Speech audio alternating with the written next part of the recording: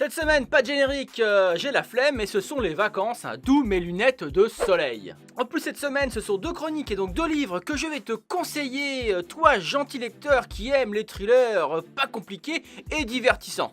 Si, je sais que t'aimes ça derrière tes airs de dur à cuire.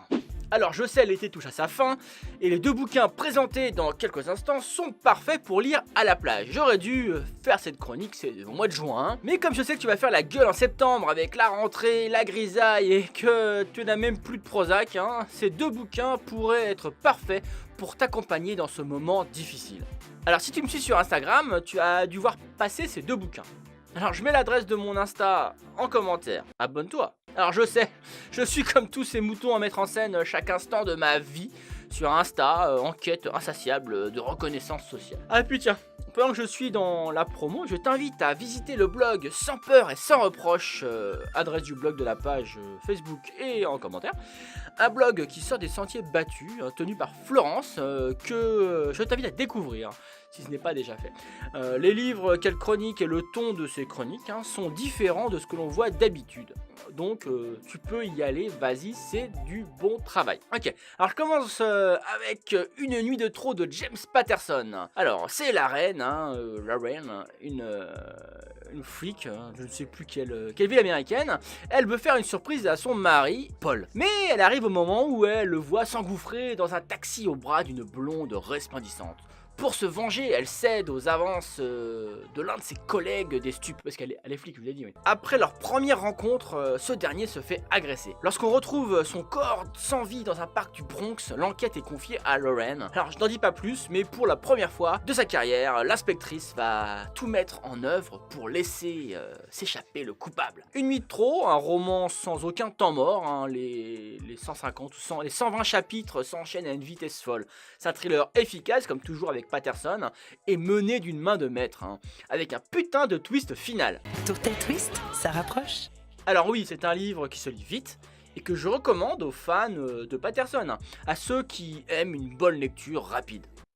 Alors on dit souvent qu'à 2 c'est mieux, mais on n'a pas forcément tort. Depuis Sherlock Holmes et son pote Watson, la littérature, le cinéma et les séries bien sûr, ont fait la part belle au duo, tandem, autres couples dans tous les domaines et tous les genres. Je suis votre coéquipier, et je suis votre ami. C'est ce que nous sommes. Alors pourquoi je te parle de ça? Parce que je vais te parler d'un roman, Thérapie du crime, un roman écrit à 4 mains de Maxime Gilliot et Sophie Jomain. Alors en plus c'est le titre de ma vidéo, donc t'es pas trop con non plus. Alors je connais Max depuis 10 ans, Sophie depuis 2-3 ans, alors je t'entends déjà crier au copinage, m'accuser de copinage, mais... Ça c'est...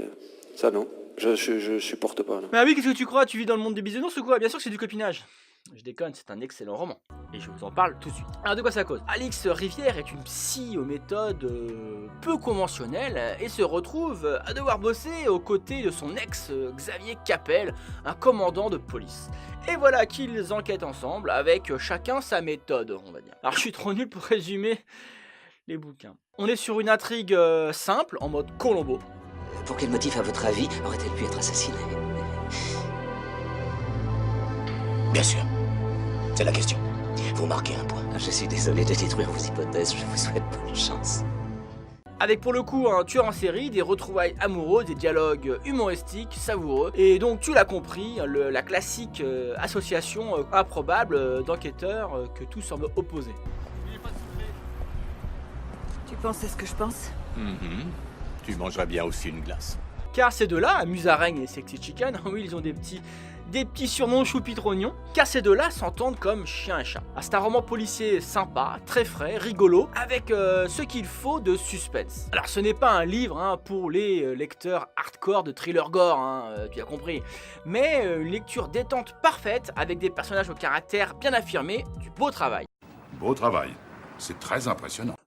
Franchement, moi, je me suis bien marré. Et tiens, si t'as jamais lu Maxime, je te conseille Rouge Armé, où ma fille voulait mettre son doigt dans le nez des autres. 2 ouvrages très différents, mais passionnants, qui montrent bien l'étendue du talent de cet auteur.